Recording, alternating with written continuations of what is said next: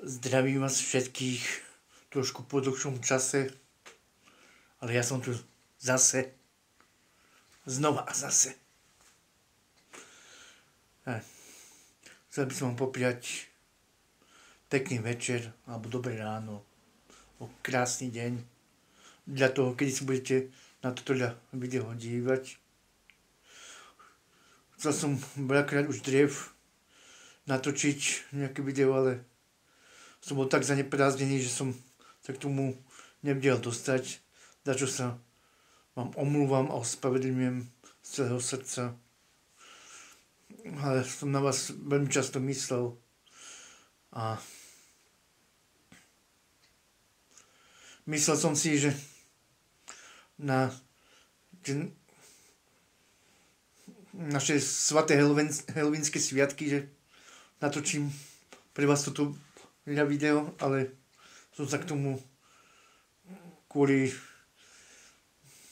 veľa súdobným povinnostiam a zážitostiam nevedel k tomu dostať, tak až teraz vám chcem toto helovínske video k svatým helovínskym sviatkom natočiť ako Rudy Sandy, vždycky plis randy.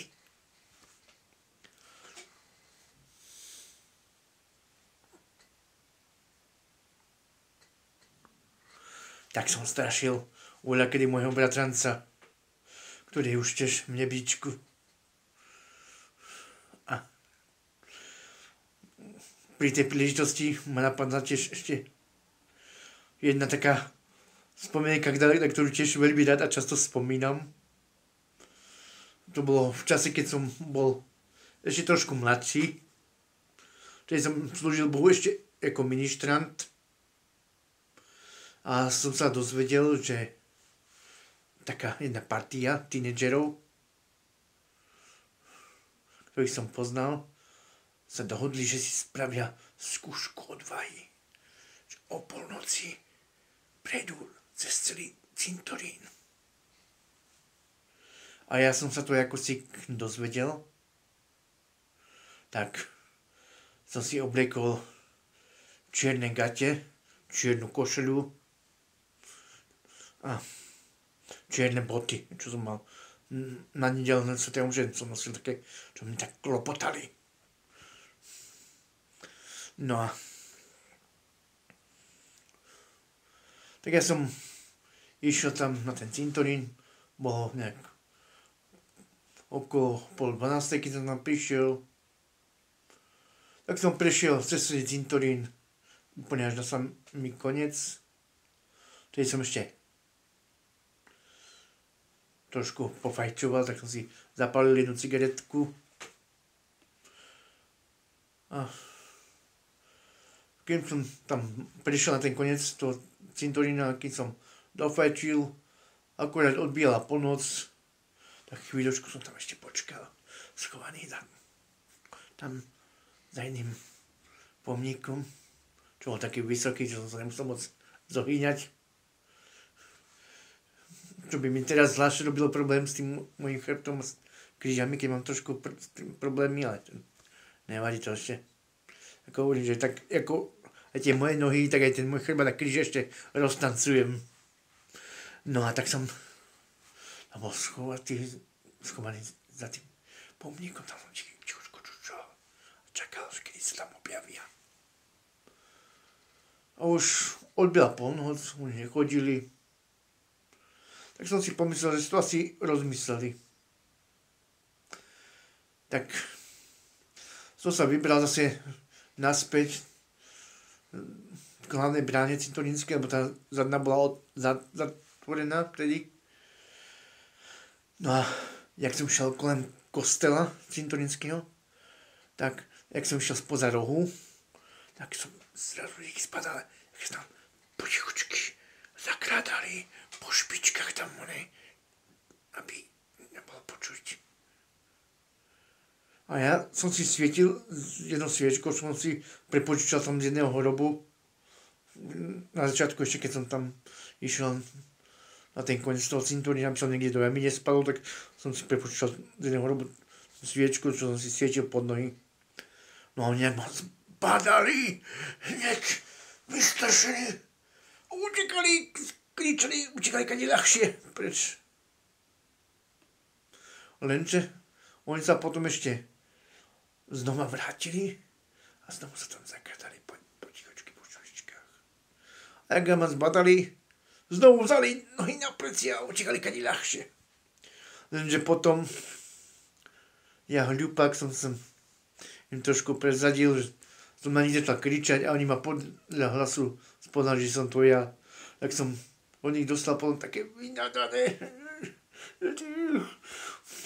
To si nám to takýto horor spravil.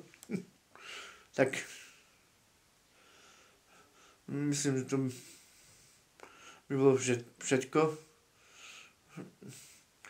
A tak vám prajem krásny, veselý, radostný a požehnaný november i celý jesenný čas. Jesenný a podzimný čas.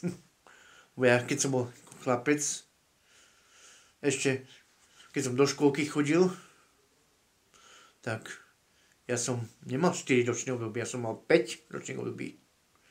Podľa môjho tatínka, on byl záhorák, jak som to už dávnejšie driev spomínal.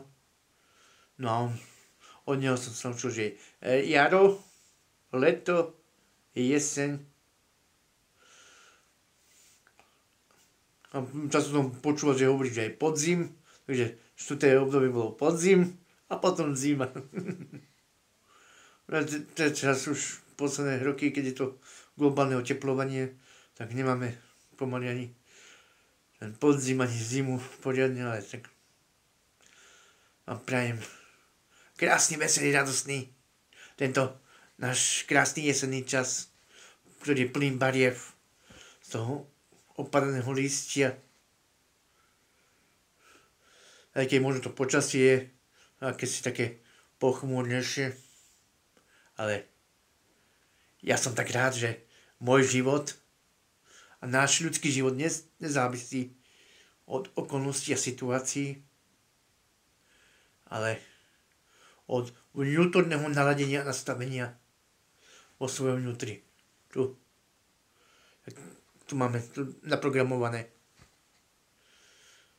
Či sa dívame tým božským, dobrým, pozitívnym pohľadom, alebo s tým zlým, diabolovým, negatívnym, pekelným, optimistickým, teda pesimistickým pohľadom. No a je to na každom jednom z nás, čo si vyberieme.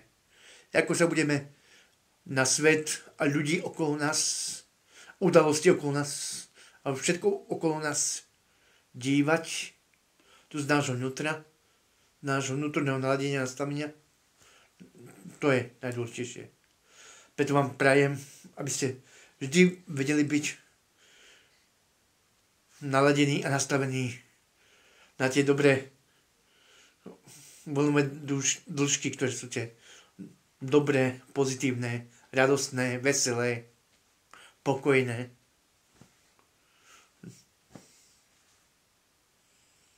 A to vám všetkým prajem. I ja sa o to snažím tiež. Aj keď tiež nevždy sa mi to tak darí, ako by som chcel. Alebo ako by sa mi to malo dariť. Ale žijeme ďalej. Ideme napred, učíme sa. Nezlyhávame na základe našich a nezdávame sa na základe našich chýb a slabostí. Veď život je na to, ako tiež vraví jedno múdre ľudské príslovie, že človek sa učí na svojich vlastných chybách. Preto je ako duchovný vodca často učím ľudí, že Pán Boh vie, ako má na nás, tak každého jedného z nás ísť. Na mňa vedel a vie, ako mal na mňa ísť a mal na mňa ísť. I na teba, aj na teba, aj na teba. Aj na teba. Na každého vie. Preto vôbec nič vo svojom živote nemusíme ľutovať. Vôbec. Ale každé okolnosti a situácie a všetko, čo sa deje okolo nás, nás má priviesť k tomu dobrému, pozitívnemu naladeniu a nastaveniu svojej mysle. Aby sme prežili šťastný, radostný, veselý, pokojný, požehnaný život. Aby sme boli požehnaním nielen pre seba, ale pre všetkých, ktorí žijú okolo nás, či sú naši najbližší, rodina, susedia, v školách spolužiaci, na pracoviskách kolegovia, ľudia, ktorých dennodenne stretávame na ulici a kdekoľvek. Šírime vždy všade okolo seba len to dobré a pozitívne. Bude mi to tak veľmi ľúto, že keď vidím, koľko veľa ľudí je tak dobrých ľudí, sú negatívne, pesimisticky nastavení a naladení. A vďaka tomu poznám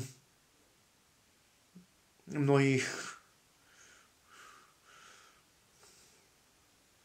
bohužiaľ, tínedžerov, ktorí sú už starci. Ale tiež z druhej strany, z tej dobrej, radostnej a pozitívnej, tiež poznám o mnoho viacej takých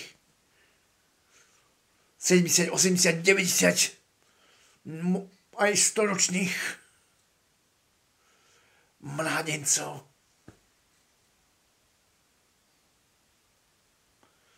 Tak ako aj kedysi k Biblii, je tiež taký príkaz, ktorý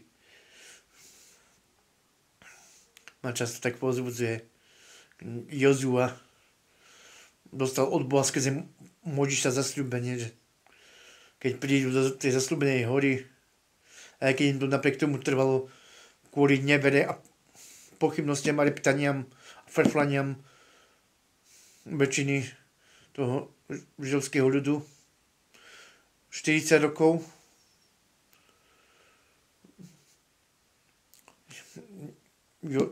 Kálev, odpustite, ja som dneska trošku popetený, naozaj mám toho veľa. Ešte tu mám poznámky, že môžem naozaj sa poopraviť trošku, lebo už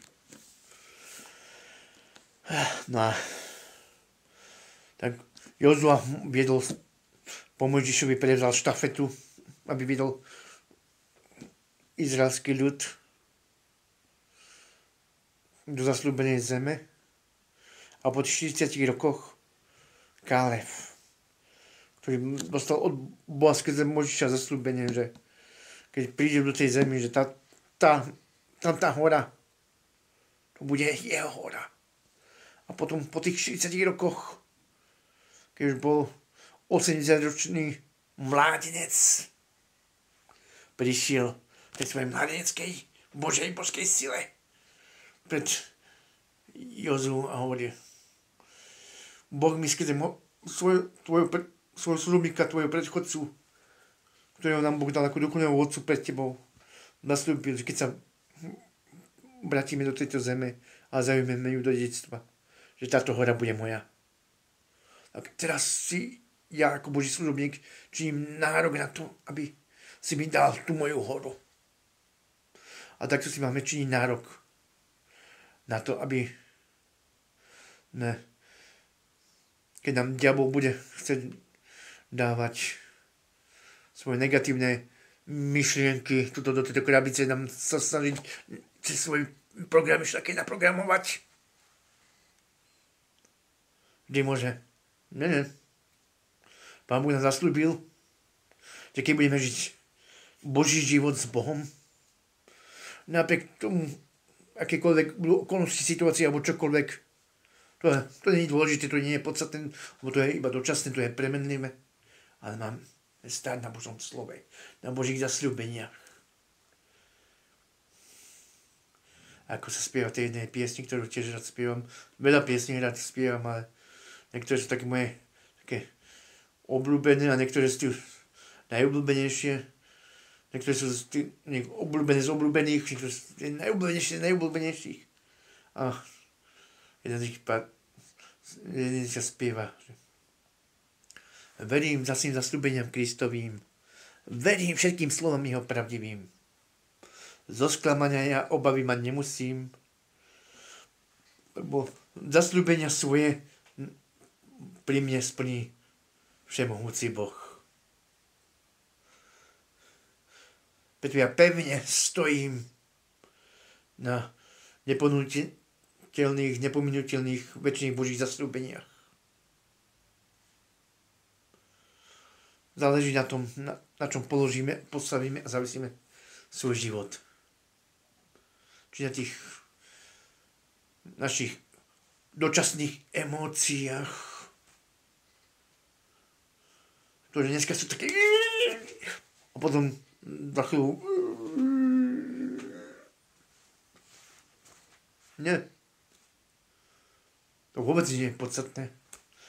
Našich životoch je podstatné, ako som to už spomínal, to vnútorné naladenie a nastavenie sa tejto krabici, čo si necháme tam naprogramovať.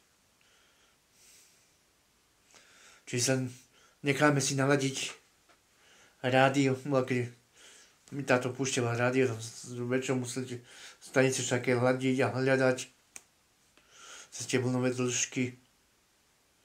A takisto aj tu máme rôzne vlnové dĺžky, na ktoré sa môžeme naladiť a nastačiť na tie Božie, nebeské, dobré, pozitívne, radostné a veselé a o tie diablové, pekelné, negatívne, pesimistické.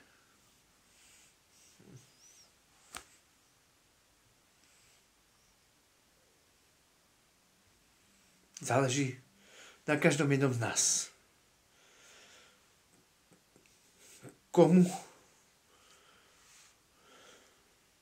Aký život budeme máme. Koho vpustíme tu cez svoju myseľ do svojho srdca.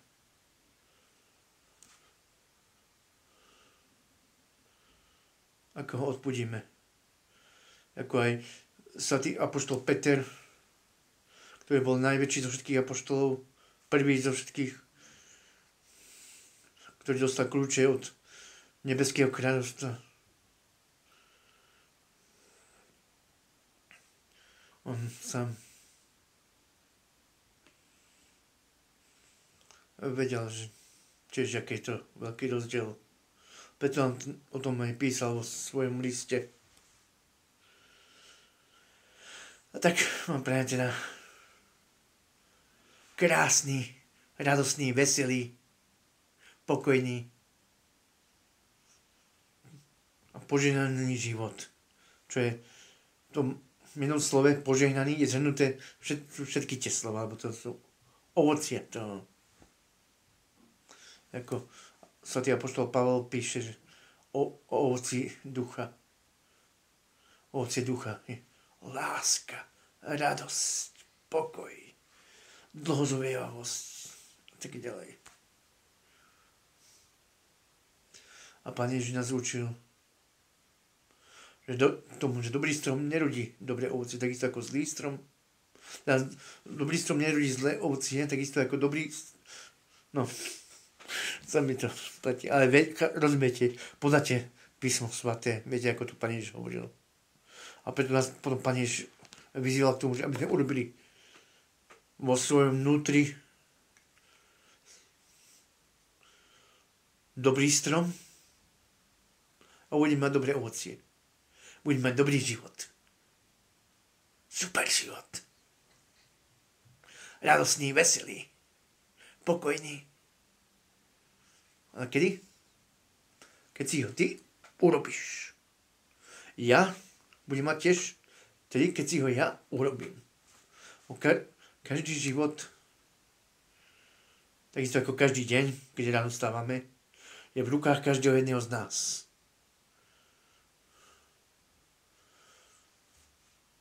Aký deň budeme mať? Aký deň dneska prežijem? Deň ráno, ako vstaneš, sa o tom rozhoduješ. Takisto takisto rozhoduješ o tom, že aký život prežiješ. A ja verím, že každý normálny, zdravo zmyšľajúci človek, nikto nechce prežiť smútku, zármutku, hneve, zlosti. Nie. Ale každý normálny, inteligentne, rozumne zmyšľajúci človek vie, že máme prežiť svoj život plný radosti, veselosti, dobra, lásky, pokoja. A tie okolnosti, situácie, emócie a všetky tie dočasné nezmysly nie sú podstatné. Podstatné je, ako som hovoril, tvoje naprogramovanie, aké máš túto program naprogramovaný, to ti riadí potom cez svoje srdce, celý tvoj život, každý tvoj deň. A tak vám z celého srdca prajem, aby ste vždy boli dobre a pozitívne naladení a nastavení voči každému, aj voči všetkému. Ako som bratia Františkani a iní zdravia. Pokoj a dobro. A ja k tomu dodávam. Pokoj, dobro a božská láska. A všetko dobré a božské nech je tu na zemi, v našich životoch medzi nami. Amen.